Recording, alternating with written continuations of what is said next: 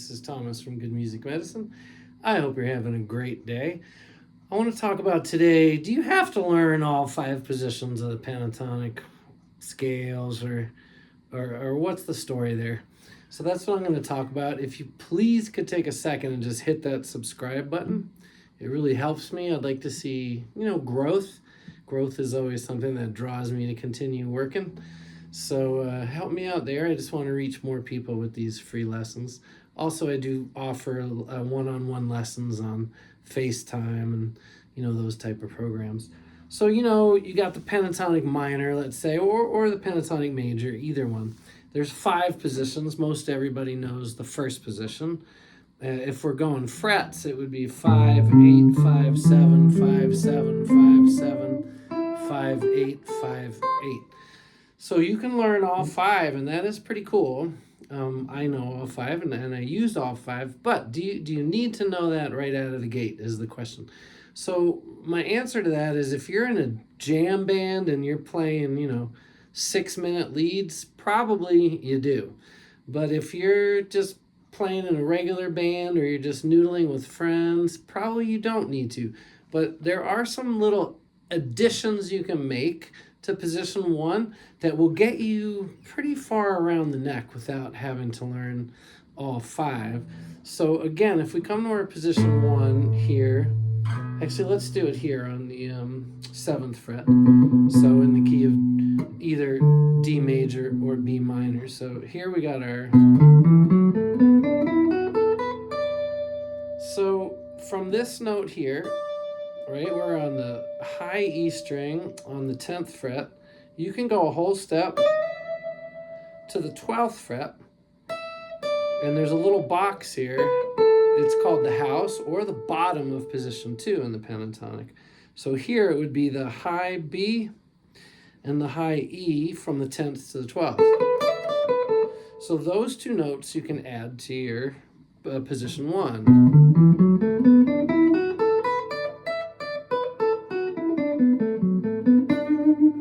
Add them in whatever order you want. On the back side of your position 1,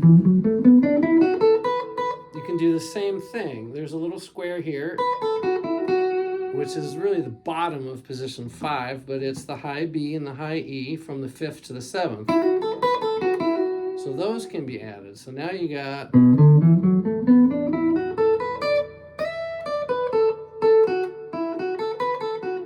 all those notes are good.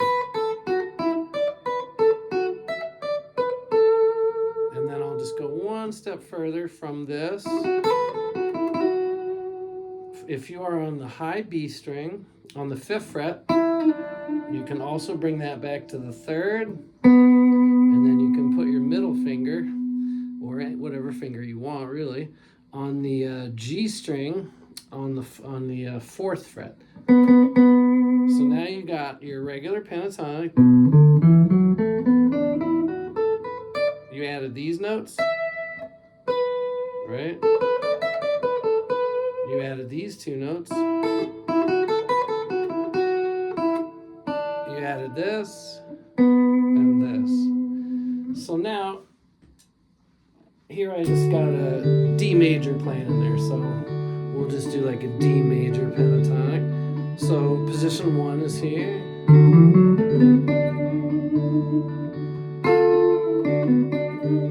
Okay, now I'm going to go here on the high B. I'm going to go ahead and do that whole step to the 12th. And then I'll go ahead and do the high E. I'm doing some bends, but you don't have to.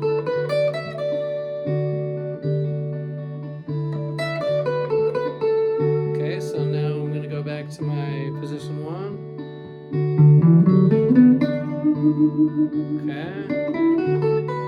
Now I'm going to go back a whole step on the high E, high B.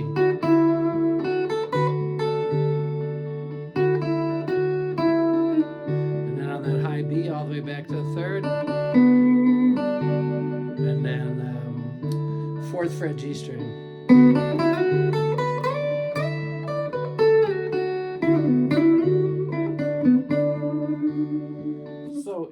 can memorize that. That's quite a lot of real estate. You're going from the 3rd fret to the 12th fret, and you're just doing position 1, but you're just adding on those add-ons.